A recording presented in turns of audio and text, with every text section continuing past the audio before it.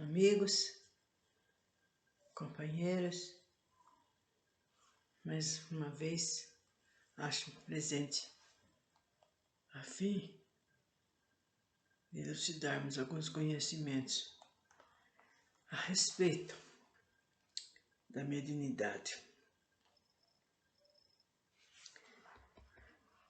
Vamos ver, estamos falando das evocações e vamos ver a utilidade das evocações particulares. As comunicações que se obtêm dos espíritos muito superiores, ou dos que animaram os grandes personagens da antiguidade, são preciosas pelo alto ensinamento que encerram.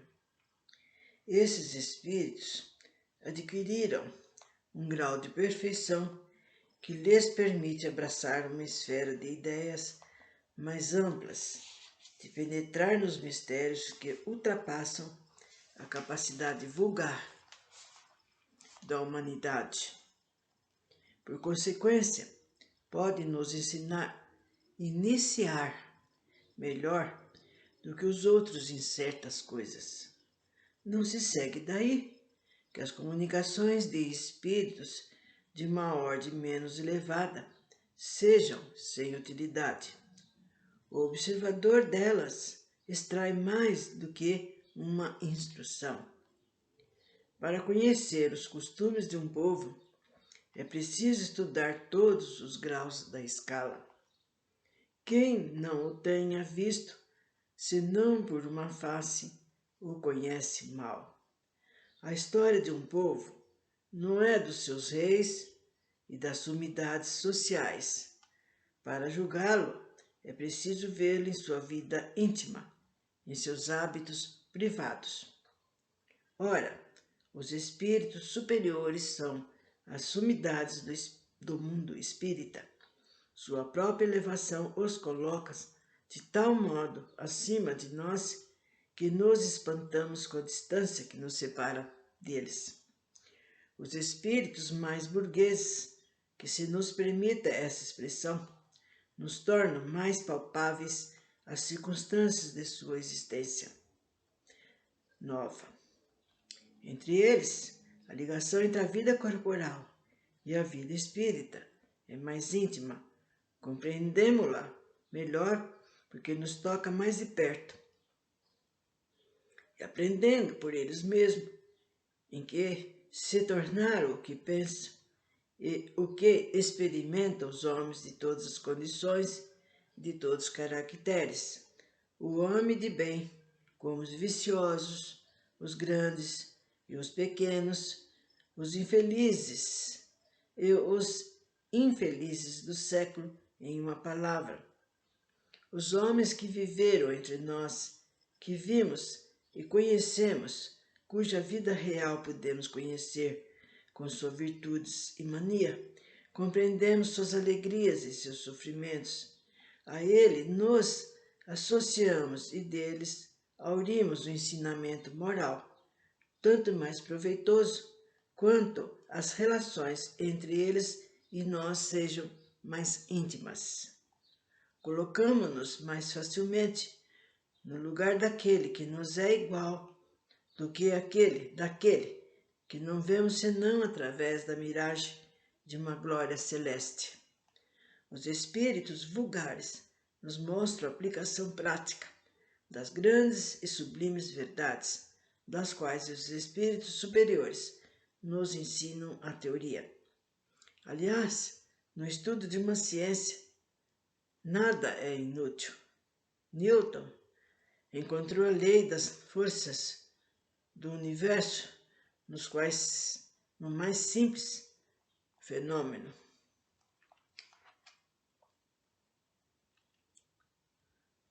A evocação dos espíritos vulgares tem outra vantagem, que é de nos colocar em relação com os espíritos sofredores, que se podem avaliar e aos quais se pode facilitar o adiantamento dos conselhos úteis.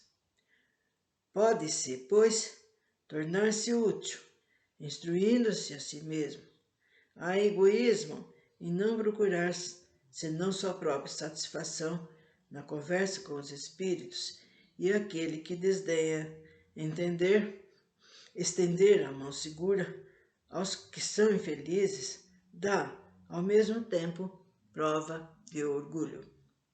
De que lhe serve obter belas recomendações dos espíritos de elite, se isso não o torna melhor para si mesmo, mais caridoso, mais benevolente para com seus irmãos, deste mundo e do outro, em que se tornariam os pobres doentes se os médicos recusassem tocar suas chagas.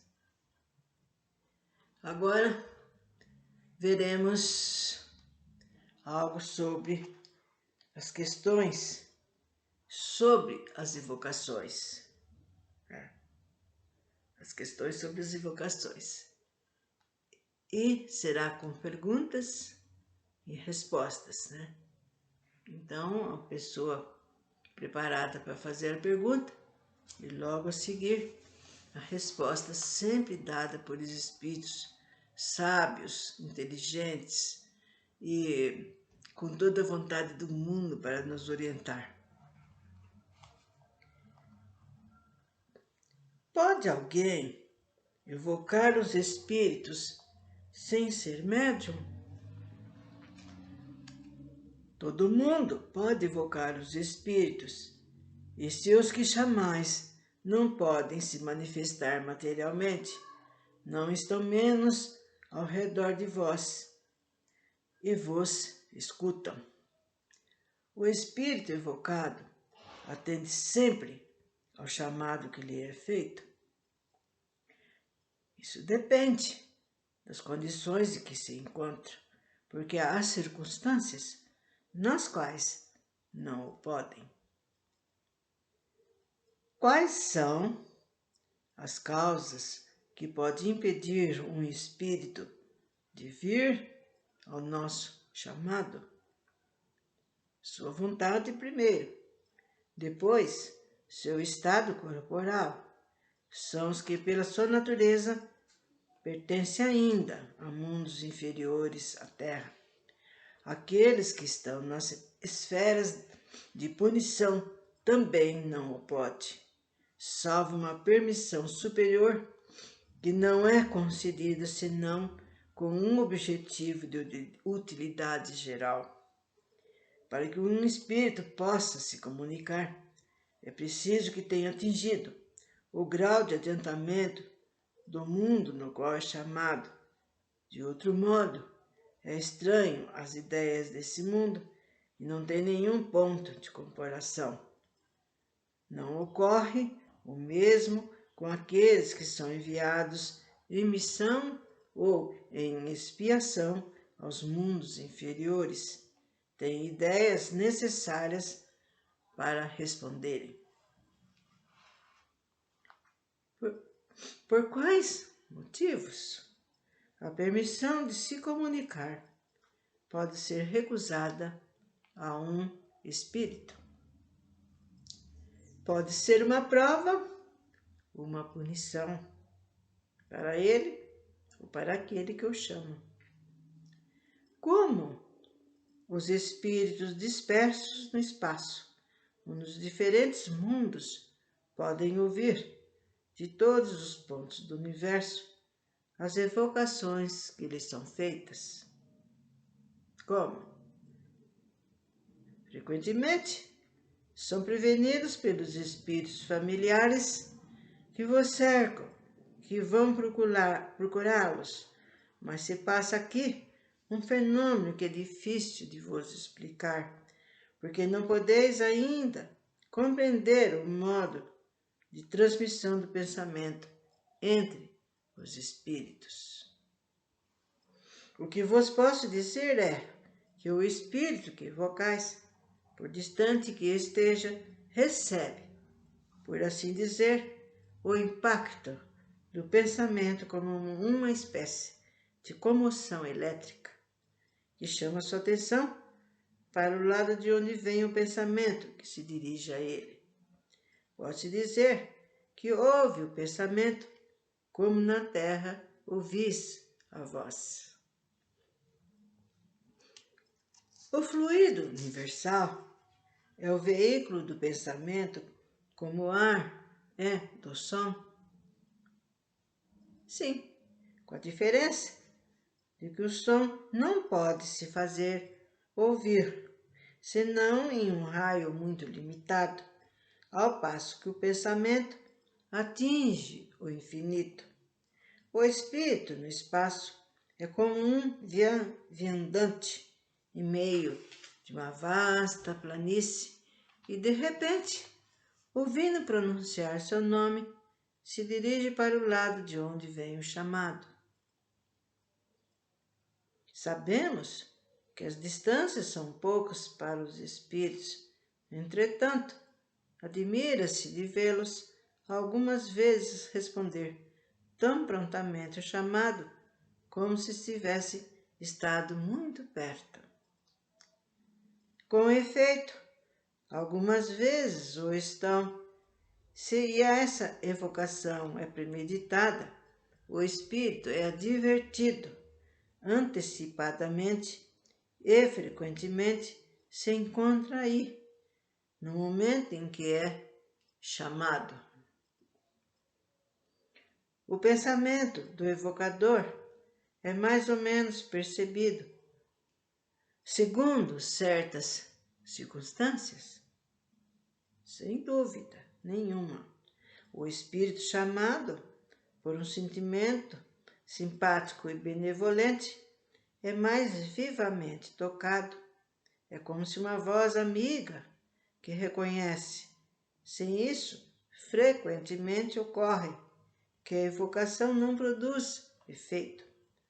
O pensamento que brota da evocação bate no espírito, se é mal dirigido, bate no vazio. Ocorre com os espíritos, igual aos homens, se aqueles que os chamam lhes é indiferente ou antipático, podem ouvir, mas com frequência não o atendem.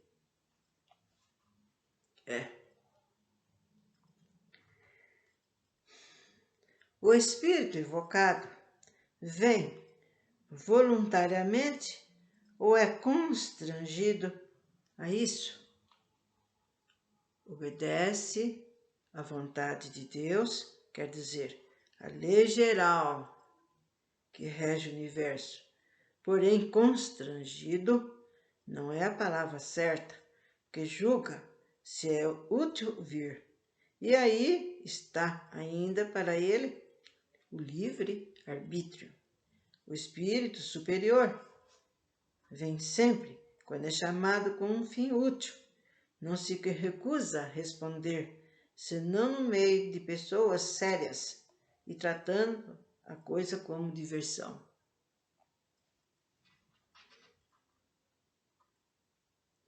O espírito evocado pode se recusar a vir ao chamado que lhe é feito.